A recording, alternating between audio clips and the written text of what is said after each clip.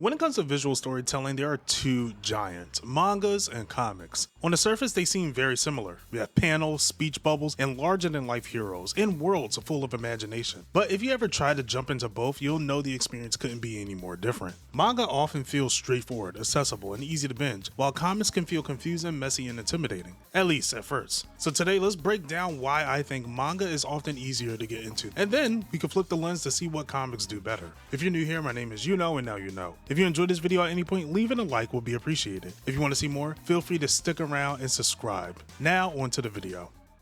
The first hurdle for most readers is figuring out where to begin. With manga, that's never an issue. You want to start with Naruto? You grab volume 1. You want to start with Chainsaw Man? Volume 1. Want to dive into One Piece? Same thing. Every manga starts with a clear entry point. No questions asked. But when you step into the world of comics, especially Marvel and DC, things get a little messy. Take Batman as an example. Do you start with Batman Year 1, or The Long Halloween, or maybe you jump into Hush, or maybe the New 52 era is a better fit, or maybe Rebirth Batman. Even Spider-Man has multiple titles running at once. Amazing Spider-Man, Ultimate Spider-Man, Spectacular Spider-Man, and that's not counting the giant crossover events. For someone new, comics feel like walking into a movie theater where the film is already half through, and no one tells you which seat to take. With manga, you just sit down from the very beginning and watch the story unfold. Another appeal to manga is that it usually belongs to one creator. Ichiro Oda controls every detail of One Piece. Gege Akutami writes and draws Jujutsu Kaisen. Gotoge has a complete vision over Demon Slayer. That consistency means you're following one voice, one artistic style, and one planned journey from start to finish. Comics, on the other hand, change hands constantly. Spider-Man written by Stan Lee in the 60s feel completely different from Dan Slott's Spider-Man in the 2000s, or Jonathan Hickman's take on X-Men versus Chris Claremont's legendary run. For hardcore fans, this variety could be exciting, but for newcomers, it can feel like a whiplash. Characters' personalities change, storylines are abandoned, art styles swing dramatically. Meanwhile, One Piece has been running for 25 years and still feels like the same story.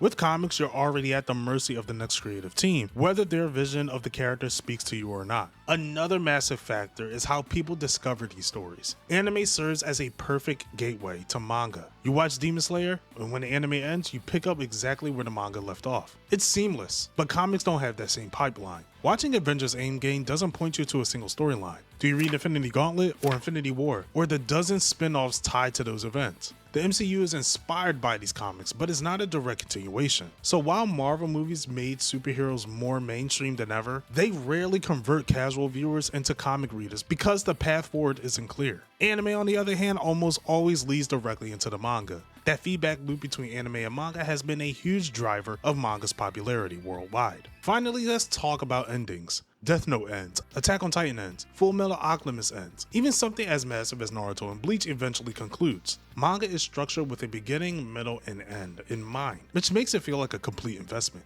Comics, they're designed to go on forever. Spider-Man will always be Spider-Man, Batman will always fight crime in Gotham, Superman will always be there to save the day. Characters don't die, but come back. Stories reset, and continuities are often rewritten. For new readers who feel like you'll never catch up, because technically, there is no catching up. This is where One Piece stands out. Despite being one of the longest running manga in history, Oda has promised an ending. Fans know that every single chapter brings them closer to a definitive conclusion. With comics, it's just a treadmill that keeps running. Now, after everything I said, it's easy to think that manga has completely outclassed comics, but that wouldn't be fair, because while manga is easier to get into, comics have their strength that manga simply can't match. Let's break it down.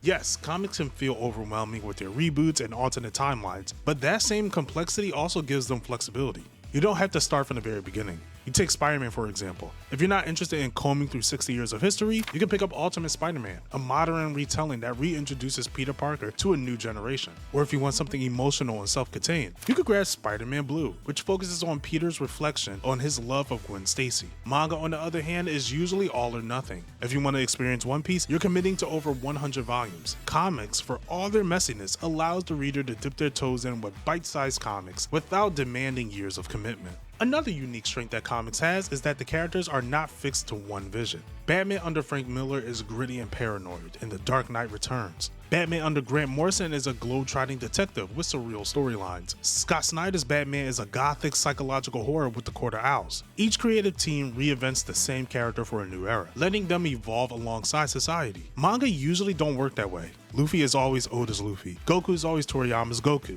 Their creative visions are consistent, but also restrictive. With comics, you can explore different what-ifs of the same hero. Sometimes those reinterpretations become just as iconic as the originals. Miles Morales is the best modern example. He wasn't introduced until 2011, but now he's one of the most popular versions of Spider-Man, headlining the Spider-Verse films. That kind of reinvention is something manga, with its one creative structure, will almost never attempt. Reboots may frustrate the reader, but they also allow comics to take risks and explore alternate worlds. Superman Red Sun asks, what if Superman landed in Soviet Russia instead of Kansas? Batman Beyond imagines Gotham's future with a new Batman under Terry McGinnis. Marvel's What If, a series of countless alternate realities. And one of my favorite currently, the absolute line in DC. Manga rarely does this. You might get spin-offs like Boruto continuing Naruto's story, but you'll never see a creator hand off their world to someone else to completely reimagine it entirely.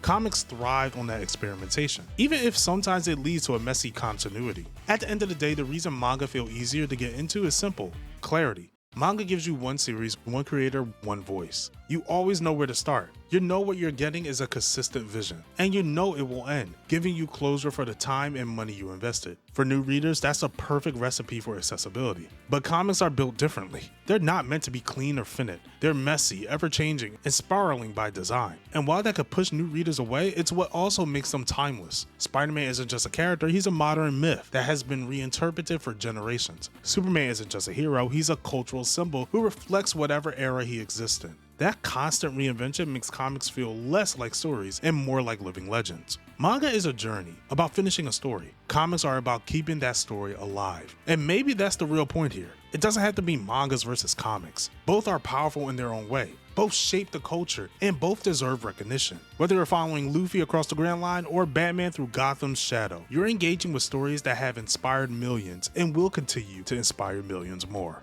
Thank you guys for watching. If you enjoy videos like this, be sure to subscribe to the channel and hit that bell notification. That way you'll know when they come out. If you want to see more discussion videos like this, definitely let me know down below. And tell me what you prefer, mangas or comics. Thank you guys for watching, and until next time, you know where to find you know.